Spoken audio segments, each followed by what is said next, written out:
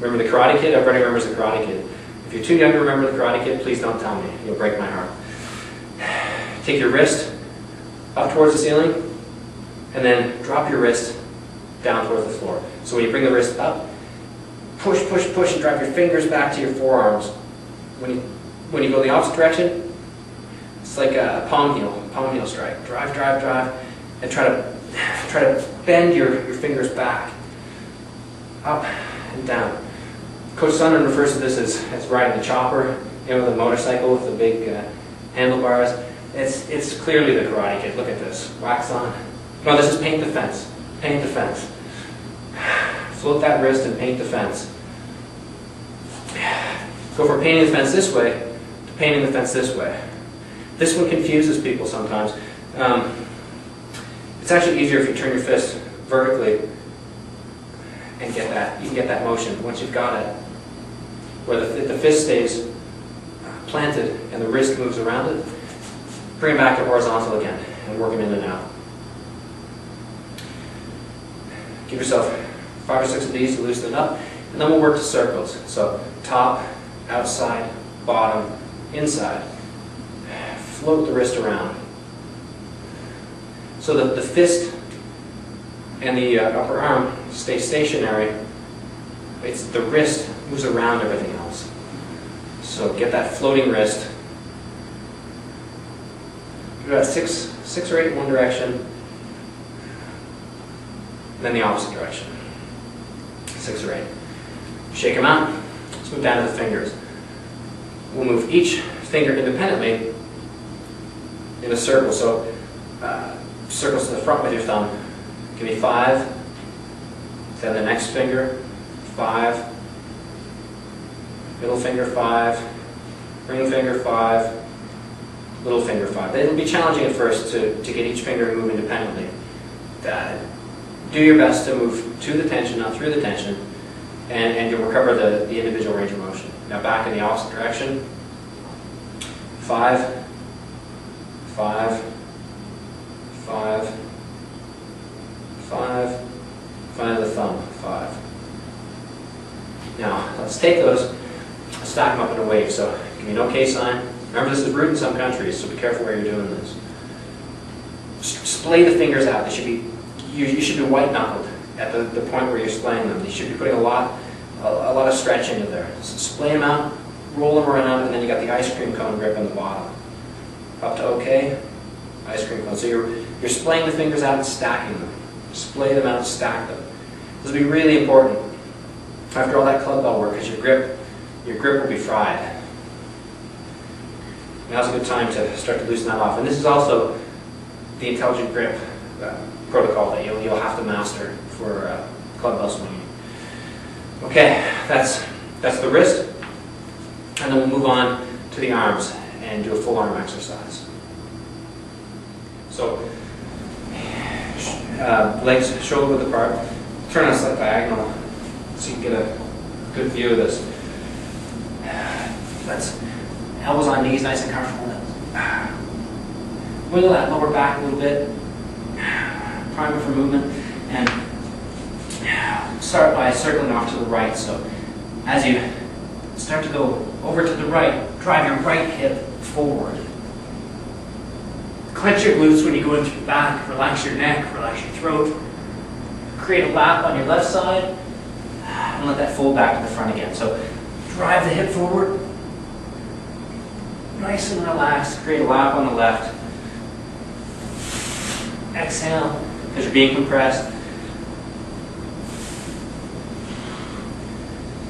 One more. Hang out in the front. We'll go back to the left side. So when you turn to the left, drive that left hip forward. Exhale, lean, lean, lean. Relax your throat and neck. Drive this hip forward. Through the back, create a lap on your right. And roll back around to the front. Smooth and slow. Breathe through the movement.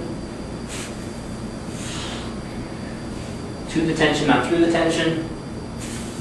It should feel good for your spine. Like one more.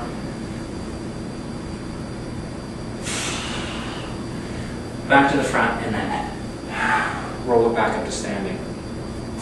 We're almost finished. Just have to do a couple basic range of motion exercises for the legs, and then we've done the whole body.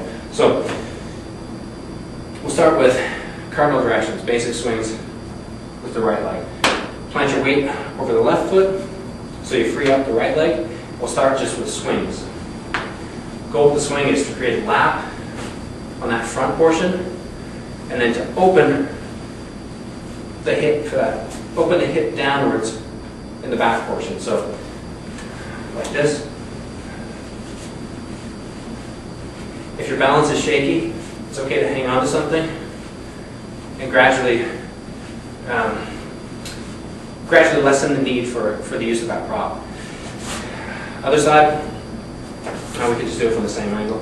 Plant your weight on the right, swing the left, so create a lap in the front, open the hip in the back. If you bend the grounded leg slightly, you'll find it a little bit easier to maintain your balance. Slight bend in the knee. Your goal is to work the full range of motion of the hip joint, so you're not trying to stretch out or high kick somebody. You're just getting the synovial fluid flowing back in your hip joint. Laterals. Weight on the left foot and swing across your body. So create a lap when you come down this side, open at the top. Nice and gentle. You're not trying to rip your pants or anything else. Just get the blood flow in there. Move the joint. Right foot down, left foot swings. Lap on the bottom, open at the top. Hold on to something if you need to. Gradually increase the range as your joint warms up. About 5 each side. That's the 4 cardinal directions. Now, let's take it through a circle. So, plant the weight on the left foot, bring it up the center, around the side, down the back. So, one full circle with the leg. You don't have to go very high, you just have to move through the range of motion. Opposite direction. So, all the way to the back, up around the side, down to the front, like so.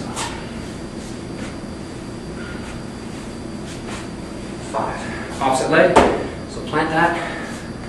Now bring the left up, and all the way around to that full range of motion.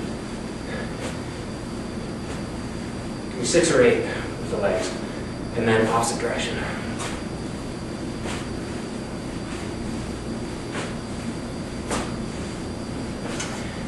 Two more joints to go and we're done.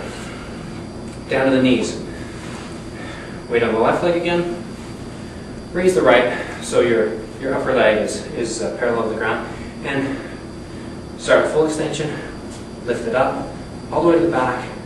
Up to the inside. Back to the front. So all the way around. Nice gentle circles with the knee.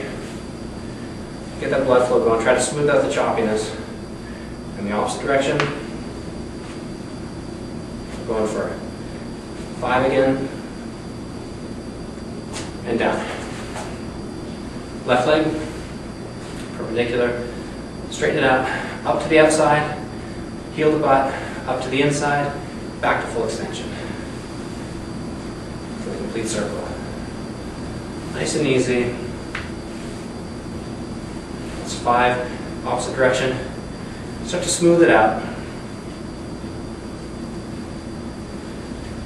And 5. Finally, come down to the ankles.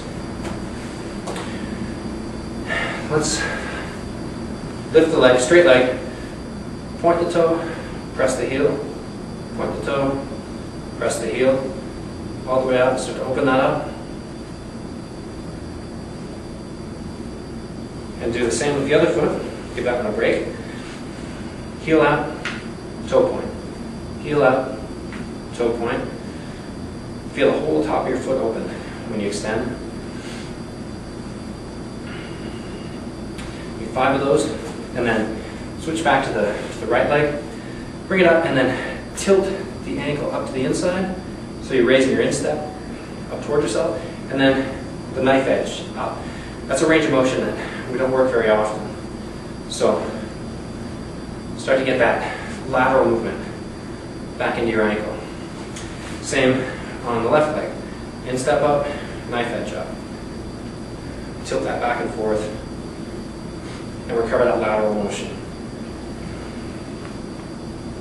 Finally, we'll put those together into a circle. So remember to work through the full range of motion.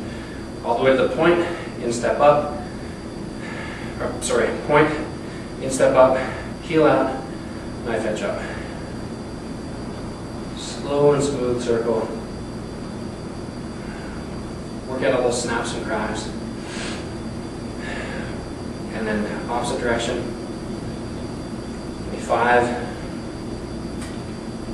Almost there. Back the other leg. Weight on the right, left one up. Heel out, instep up, toe point, knife edge up. Work that into a nice smooth circle. 4, 5, pause with the heel up, change direction. 2, 3, 4, 5, and you're done. Shake that off. That's your top to bottom, inside out joint mobility session for your your no intensity day. Tomorrow you've got your yoga day, which will gradually ramp you up for the moderate and high intensity days of the 4x7 cycle. So take the rest of the day off today. You've earned it. Relax. Enjoy it. Feel that new growth happening and that new adaptation, and get ready to hit it hard again on your moderate day.